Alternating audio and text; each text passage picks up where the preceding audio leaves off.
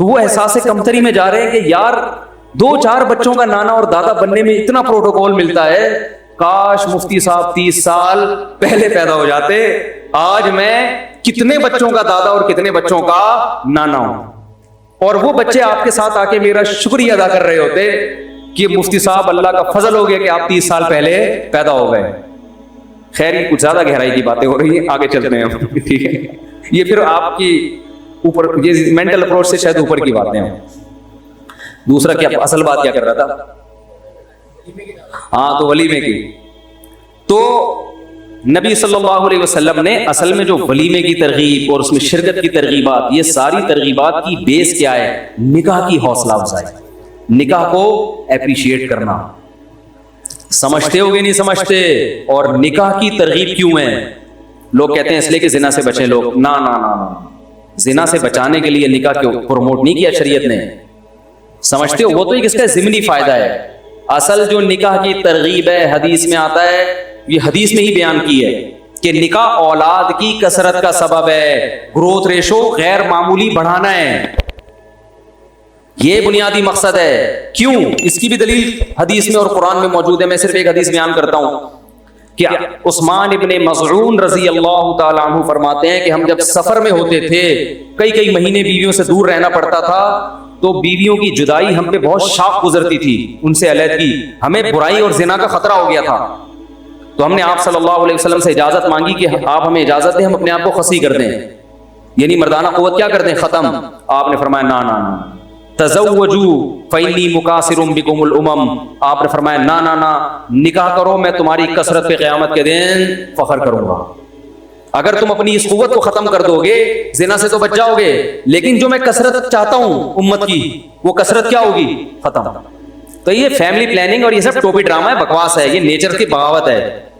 جتنے بھی دلائل دیے جائیں نا، نہ یہ گراؤنڈ ریئل۔ آپ کو پتا ہے میرا ایک بیان ہے، میں نے حوالوں کے ساتھ اس میں بتایا کہ اقوام متحدہ کی رپورٹ ہے کہ پوری دنیا میں بچوں کا گروتھ ریشو بہت خطرناک حد تک گر گیا ہے۔ یہ ہمیں صرف ٹوپیاں پہنائی جاتی ہیں کہ آبادی بڑھ رہی ہے اور یہ روکو اس کو، بے لگام ہو گئی ہے، اصل میں رپورٹ ایسی ہے نہیں۔ اصل میں جو اقوام متحدہ کی یونائٹڈ نیشن کی رپورٹ ہے، دنیا کا گروتھ ریشو خطرناک حد تک گر گیا ہے، کیونکہ ترقی کے لیے ایک خاص حد تک گروتھ ریشو چاہیے، وہ گروتھ ریشو ابھی دنیا میں رہا نہیں ہے، اس کے نقصانات ہوں گے، لیکن ہمیں کم کرنے کا اس لیے کہتے ہیں کہ خود بڑھ نہیں رہے، تو کہتے ہیں ہم بھی نہیں بڑھ رہے، تو یہ بڑھیں گے تو یہ چھا جائیں گے، تو ان کو کم کرو۔ آج ایک ہمارے پٹھان دوست ملنے کے لیے آئے، انہوں نے ایک بات کہی، شاید ابھی بیان میں بھی بیٹھے ہوئے ہوں، تو کون تھا یار؟ انہوں نے بتایا کہ جرمنی میں کون تھا، بھی کوئی مشہور آدمی تھے، وہ ذہن سے نکل گیا۔ انہوں نے بتایا کہ جرمنی میں جو پشتو بولنے والے لوگ ہیں نا، ان کا گروتھ ریشو بڑھ رہا ہے، کیونکہ ظاہر شاہ جو ہاں مفتی صاحب ہیں یہاں پہاڑ گنج میں ہوتے ہیں، انہوں نے بتایا مجھے یہ بات، وہ اصل افغانی ہی ہیں، تو پھر باپ دادا یہاں آ گئے تھے۔ ظاہر شاہ کا جو دور حکومت تھا نا افغانستان میں، تو ظاہر شاہ نے اس وقت جرمن کے جو رائل فیملی کے لوگ تھے ان کو پناہ دی تھی، جرمنی کو شکست ہوئی تھی، ہٹلر کو پتا ہے نا آپ کو، ہٹلر تو خیر بہت پرانا ہو گیا، تو وہ جرمن کے جو وہ تھے رائل فیملی کے لوگ تھے، کسی جنگ میں شکست ہوئی تھی تو ان کو بڑی تعداد میں اس نے یہاں پناہ دی تھی۔ تو جب جرمنی آزاد ہوا، وہ لوگ دوبارہ گئے تو انہی کی حکومتیں قائم ہوئی، تو انہوں نے افغانوں کو، اب جرمنی بڑا پروٹوکول دیتا ہے، تو بہت سارے افغانوں کو نیشنلٹی دی انہوں نے، تو افغانستان سے بہت افغانی گئے وہاں پہ۔ اب اس کا کیا ہوا ہے کہ افغانی تو بہرحال مسلمان ہے نا، وہ تو نکاح کو بھی مانتے ہیں، اولاد کی باعث نعمت سمجھتے ہیں، اس کا فائدہ اسلام کو کیا ہوا کہ جرمنوں کے ہاں تو بچے ہو نہیں رہے، اور ان کو اتنی خطرناک حد تک جرمنی میں گروتھ ریشو گر گیا کہ وہاں کی گورنمنٹ کو فکر لگ گئی ہے، تو مجبور ہے گورنمنٹ کہ بھائی چلو کوئی بھی نیشنل ہو چاہے مسلمان ہی کیوں نہ ہو، گروتھ ریشو بڑھاؤ۔ اب وہ تو اپنے کنٹری کی وجہ سے مجبور ہیں نیشن کو باقی رکھنے کے لیے، اس کا فائدہ کون اٹھا رہا ہے؟ مسلمان، ان کی کیونکہ مذہب کی تعلیمات ہیں، تزوج الودود الولود، ایسی عورت سے نکاح کرو محبت بھی کرے اور کثرت سے اولاد بھی دے۔ محبت کا ذکر اس لیے کیا کہ جو محبت نہیں کرتی وہ اولاد بھی، ارے بولو نا، اس کو اولاد بھی نہیں زیادہ چاہیے ہوتی۔ بعض دفعہ ایسا ہوتا ہے، کوئی قاعدہ کلیہ نہیں ہے، لیکن اولاد جس کو چاہیے اس کا مطلب وہ رہنے کے لیے آئی۔ دیکھو اکثر لوگ دوسری شادی کرتے ہیں اور خواتین کہتی ہیں، ہم سے کہتے ہیں کہ ہمیں اولاد نہیں چاہیے، ہمارا ہونے والا میاں کہہ رہے ہیں، میں کہتا ہوں اس آدمی سے شادی مت کرو۔ کسی بھی وقت تمہیں فارغ کر سکتا ہے. خاندانی آدمی دوسری شادی کرے گا, بچے چاہیے اس کو گھر بنانا ہے, عیاشی تھوڑی کرنی ہے. تو میرے لیے جب بھی کوئی ایسا رشتہ آیا نا, کوئی لڑکی بانجھ ہے, میں نے نہیں کی شادی, حالانکہ بڑی اچھی خاندان کی لڑکیاں بھی تھیں, خوبصورت بھی تھیں, وہ کہتے ہیں بھائی آپ کے تو بچے ہیں, آپ کو کیا ضرورت ہے, تو بھائی آپ کوئی اور کر لے گا آپ سے, کیونکہ گھر میں تو گھر تو کہتے ہی اس کو ہیں جس میں بچے ہوں, وہ گھر تو یار بیوی تو کا رشتہ تو دوسرے درجے میں چلا جاتا ہے, اصل کیا بن جاتی ہے اولاد. ابھی میرے بچے ٹہل رہے تھے نا یہاں پہ, تو مجھے تو بڑا سکون ملتا ہے یار, بچے ملتے ہیں, بھی نانی کے جانا ہے, گاڑی کی چابی لے کے بیٹھے ہوئے ہیں, نانی کے نانی نے دعوت کی ہے, ٹھیک ہے نا, عید کی دعوت ہے تو مجھے بھی جانا ہے. بچے اثر سے تیار ہو کے کلا بازیاں کھا رہے ہیں, نانی کے جائیں گے, نانی کے جائیں گے. یہی تو لائف ہے یار, اسی میں تو مزہ ہے. بچے ہی نہ ہو کیا زندگی ہے. تو وہ نانی کے جانے کا شور مچایا ہوا انہوں نے, اور نانی کے بھی مزے ہیں, کیا خیال ہے, میرے نواسے آ رہے ہیں بھائی. تو فائدہ ہی فائدہ ہے, پتہ نہیں کس نے الٹی سیدھی پٹیاں پڑھا دی ہیں. تو وہ جرمنی میں الحمدللہ وہ افغانوں کا ریشو بڑھ رہا ہے, تو اسلام پھیل رہا ہے, اس سے فائدہ ہو رہا ہے, فائدہ ہو رہا ہے, ٹھیک ہے نا. افغانی لوگ فائدے کو کیا بولتے ہیں, فائدہ, تو فائدہ بہت ہو رہا ہے اس سے. تو آپ صلی اللہ علیہ وسلم نے اصل میں نکاح کی مختلف عنوانات سے ترغیب دی ہے. تو نکاح کا بنیادی مقصد زنا سے بچنا نہیں ہے. اگر زنا سے بچنا مقصد ہوتا تو بہت سے صحابہ کو زنا کا کوئی خطرہ نہیں تھا. حضرت علی رضی اللہ تعالی عنہ صحابہ کرام میں زہد میں سب سے زیادہ مشہور تھے. زہد کہتے ہیں دنیا سے بے رغبتی. دیکھو ہر صحابی کو اللہ نے کوالٹی دی ہے نا. حضرت ابو بکر کا مقام سب سے اونچا کیوں ہے کہ نبی کی کا ساتھ جس طرح حضرت ابو بکر نے دیا, اور نبی کی جو دوستی جس طرح حضرت ابو بکر سے تھی, وہ دوستی کسی کے نصیب میں نہیں آئی. اور نبی نے اپنے مصلے پہ کھڑا کس کو کیا, حضرت ابو بکر کو, بیماری کے ایام میں. یہ مقام ابو بکر کے علاوہ کسی اور کو حاصل نہیں. حضرت عمر کو الگ مقام ہے, حدیث سے ثابت ہے. کچھ جزوی فضیلت ایسی ہے جو حضرت ابو بکر کو نہیں ملی. آپ صلی اللہ علیہ وسلم نے فرمایا, میں نے خواب دیکھا کہ ڈول سے, وہ مشہور حدیث مختصر بتا رہا ہوں, ابو بکر نے پانی نکالا, اس میں کچھ ذوف تھا, حضرت عمر نے ایسے کھینچ کے نکالا. تو یہ اشارہ تھا کہ خلافت جو مسلمانوں کی خاندانی قائم ہوگی وہ حضرت عمر کے دور میں. سمجھتے ہو, حضرت ابو بکر کے دور میں بھی فتنوں نے سر اٹھائے, حضرت ابو بکر نے ختم کیا, لیکن عمر کے دور میں فتنے میں مجال نہیں تھی کہ وہ بولو بھائی سر اٹھا. حضرت ابو بکر کے دور میں فتنوں نے سر اٹھائے, حضرت عثمان کے دور میں, حضرت علی کا تو ابتدا سے آخر تک پورا دور آزمائشوں میں گزرا. حضرت عمر کے دور میں فتنے کو جب پتا چلا کہ عمر کا دور ہے, اس نے سر اٹھانے سے معذرت کر لی, بھائی ابھی سر اٹھانے کا ٹائم نہیں, اس کو تھوڑا سا ڈیلے کر.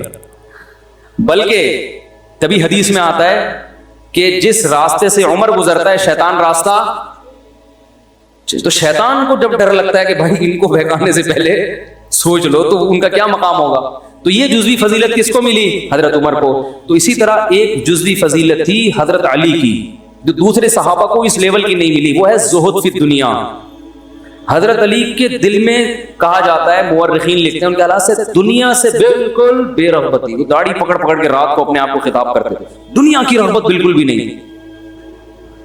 وہ تو باقی صحابہ میں بھی نہیں تھی, لیکن مقام ہوتا ہے نا, بالکل ہی بے رغبتی, زہد کے اعلیٰ مقام پر. علامہ مناوی لکھتے ہیں کہ حضرت علی زہد کے سب سے اعلیٰ مقام پر تھے, زہد فی دنیا. لیکن اس کے باوجود حضرت فاطمہ کے انتقال ہوتے ہی 4 شادیاں کی ہیں. تو ان کو کیا زنا کا خطرہ تھا, معاذ اللہ حضرت علی کو ناممکن. ان کے جو حالات ہیں بھائی, وہ تو ایک بیوی بھی نہ ہوتی ان کو, کیونکہ زہد فی دنیا ہے نا, دنیا سے بے رغبتی. تو 17-18 باندیاں اور 4 بیویاں, اور 4 بیویوں کے ہوتے ہوئے ایک باندی آپ کو وضو کرا رہی تھی, خدمت کر رہی تھی. اس باندی سے کہتے ہیں کہ میرا دل چاہتا ہے میں دولہا بنوں, میں نکاح کروں. تو اس نے کہا کہ آپ کر لیں, آپ تو امیر المومنین ہیں, آپ کے لیے رشتوں کی کمی تھوڑی ہے. تو انہوں نے فرمایا 4 بیویاں موجود ہیں, کیسے کر لوں, ٹھیک ہے, یہ میں نے اپنی کتاب میں حوالہ دیا اس کا. تو اس نے کہا ایک کو طلاق دے کے کر لیں. فرمایا نا, الطلاق قبیح اکرہہ, طلاق بری چیز ہے, میں اسے پسند نہیں کرتا. تبھی تو میں نے واقعہ بتایا, حضرت حسن نے بہت کثرت سے نکاح کی, تو حضرت علی نے ممبر پہ چڑھ کے کہا, ممبر پہ جا کے فرمایا کہ یہ بہت کثرت سے طلاق دیتے ہیں، اہل کوفہ اس سے نکاح نہ کرو. تو لوگوں نے کہا کہ ہم نکاح کریں گے، بے شک یہ طلاق دے دیں، کیونکہ ان سے نکاح کے نتیجے میں ہمارا رشتہ محمد صلی اللہ علیہ وسلم سے قائم ہو جاتا ہے. تو حضرت حسن کا یہ الگ کانسیپٹ تھا. اس پہ ایک صاحب نے مشہور زمانہ فتنہ نے مذاق اڑائی، یہ مفتی صاحب نے جھوٹی روایت پیش کی ہے، مشہور آدمی ہے. تو میں نے جب اس کا جواب دیا حوالہ، تو اس وقت سے وہ اس حوالے کو پی کے اب تک بیٹھے ہوئے ہیں. ٹھیک ہے نا. اس لیے محترم سے میں نے کئی دفعہ کہا ہے سامنے بیٹھے ہیں، وہ پی جاتے ہیں حوالے سے. جتنے چیلنج ہوتا ہے ایک دم چیلنج، یہ وہ، جب چیلنج کا جواب دو بالکل ایسے جیسے کبھی کچھ کہا ہی نہیں ہے. اچھا خیر، تو یہ جو ترغیبات ہیں نا، تو حضرت علی تو اتنے دنیا سے بے رغبتی اور نکاح اس لیے کہ نبی صلی اللہ علیہ وسلم نے نکاح کی رغبت ڈالی. اسی باندیاں اور بیویوں کا نتیجہ تھا کہ حضرت علی کے 30 بیٹے، یعنی 30 بیٹے تو وہ ہیں جو میدان جہاد میں شہید ہوئے ہیں. نہیں آ رہی بات؟ 30 بیٹے وہ ہیں جو میدان جہاد میں شہید ہوئے ہیں. اور جب اتنے ہوتے ہیں نا بیٹے، تو پھر ان میں یہ کوالٹی بھی ہوتی ہے. 2 بچے تو برگر کی طرح پلتے ہیں. ملا وہاں گیا تھا، یعنی دیکھو نا ابھی جو بچے 2 بچے کس طرح سے پل رہے ہیں. مائیں صبح ناشتے میں 6 مہینے لگا دیتی ہیں، بیٹا یہ کھا لے، بریڈ پہ بریڈ کھائے گا، پاپے کھائے گا، یا اور کیا کیا ہوتا ہے، پراٹھا، پاٹھا کھاؤ گے، ہپا کھاؤ گے، کیا کھاؤ گے. کم بخت کچھ بھی نہیں کھاتا وہ، نہیں یہ بھی نہیں کھاؤں گا، وہ بھی نہیں کھاؤں گا. بڑی مشکل سے آیا، ڈبل روٹی پہ راضی ہوا کہ بریڈ کھاؤں گا. اب بریڈ پہ آپ جیم لگا دیا آپ نے. جیم کیوں لگایا؟ جیم کیوں لگایا؟ میں نے تو کہا تھا مکھن، یہ والا کینسل ہو گیا. مکھن لگاؤ ان کے لیے، تو اس پہ بھی خود پہ بھی مکھن لگانا پڑتا ہے، اس کے لیے بھی مکھن لگانا پڑتا ہے. پھر وہ ڈبل روٹی کے 2-3 پیس بمشکل کھائے گا، پھر 1 آدھ کوفتہ لنچ میں لے کے چلا جائے. تو بچے جب زیادہ ہوتے ہیں لڑتے ہیں آپس میں، مائیں پریشان کہ بھائی تو لڑائی کے ایک طوفان کھڑا کیا ہوا. بھائی اس کو لڑنے دو بچوں کو، بیٹے آپس میں لڑتے ہوئے اچھے لگتے ہیں. یہ لڑے گا، اس میں کانفیڈینس، ابھی بھائیوں سے لڑ رہا ہے، یہ وہ لڑائی نہیں ہے، یہ تو بچوں کی لڑائی ہے. یہ لڑنے دو، اس پہ ان کے اندر برداشت پیدا ہوگی اس لڑائی کے نتیجے میں. سمجھتے ہو؟ تھوڑے سے بڑے ہونے تو پھر ان کو سکھاؤ کہ کھلانا سیکھو. تو تھوڑی سی تربیت تو کرنی پڑے گی نا. بالکل ہی تربیت سے غافل ہو گئے پھر تو چور ڈاکو ہی بنیں گے. وہ تو ایک بھی چور ڈاکو بنے گا. تو پھر یہ بڑے ہوں گے. پھر میں تو جتنے فیملی والے لوگ ہیں نا جو بہنوں کا خیال رکھ رہے ہیں، بھائیوں کا، وہ اکثر 100% نہیں، اکثر وہی جن کے بہن بھائیوں کی تعداد زیادہ ہے. ان میں پھر یہ ظرف ہوتا ہے بہنوں کا خیال بھی کرنا ہے، بھائیوں کا خیال بھی کرنا ہے. عید بقرعید تو اس کے ہاں بھی گوشت پہنچانا ہے، اس کے ہاں بھی گوشت پہنچانا ہے، اس کی بھی دعوت کرنی ہے. یہ سب زندگی ہوتی ہے، اس میں انسان کا ظرف پڑتا ہے. پھر یہ میدان میں لڑے گا بھی، ٹھیک ہے نا. کیا کرے گا؟ ڈبل روٹی میں صبح سے گھنٹہ مکھن اور جیم میں 1 گھنٹہ لگا دیا، کم وقت یہ میدان جنگ میں لڑے گا. ابھی نندن کو چائے پلائے گا یہ تو وہاں بھی جائے گا نا. اگر جہاز لے کے چلا گیا تو ابھی نندن اس کو اتار لے گا. کسی نے بتایا ابھی نندن ہے؟ ابھی نندن نہیں ہے، صحیح تلفظ کیا ہے بھائی؟ ابھی نندن. تو وہ اتار لے گا اس کو. پھر اس کو جب لے کے جائیں گے تو پھر اس سے پوچھیں گے ڈبل روٹی پہ چائے لگائے یا ڈبل روٹی پہ جیم چاہیے یا مکھن. تو یہ جواب میں کہا مجھے ڈبل روٹی چاہیے، مجھے پاٹھا چاہیے. وہ کہے گا تو یہاں پراٹھے کھانے نہیں آیا، تیرے کو تمیز سے جو